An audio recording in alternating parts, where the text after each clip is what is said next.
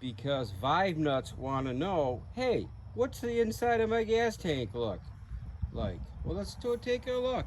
Oh, they're really easy to open. You just open them like this. And look at that.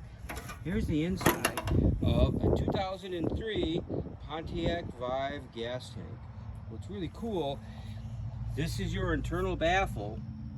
And if you look, there's only one hole right here. This little hole lets the gas in. Like, this is where your fuel pump sits. So as you're driving, if you're turning the corner and you didn't have much gas, all the gas would shoot over to here and your fuel pump would run dry, and that's a bad thing. So what they did is they came up with this nice little baffle here with this tiny little hole that holds, I don't know, half a gallon of gas. And then it has to go through this channel here. So they were really smart that if you were turning the other way, it would shoot out here faster than it would stop on this side. So that's what that looks like. And then this is pretty cool.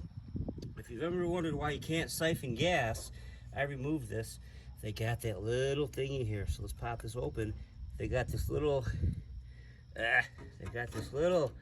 thing here to stop you from putting a siphon hose inside of there. Look at that.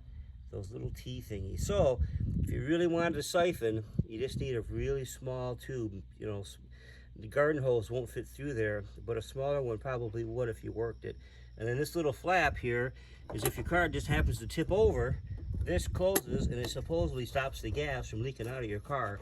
So it's kind of like an anti-blow-up device. So the TV shows, they don't blow up anymore. Haha. So, but that's it. Pretty cool. Pretty clean inside. That's all the dirt from me cutting it with my Sawzall. And then let's take a look. Here's a couple of, like, I don't know, check valves or something to do with the evap system. So these cause problems, but no switches. The reason I cut it off is this broke off here, and I figured I don't need to save this tank if that's broke off, because I've got a couple other spare tanks. But that's it.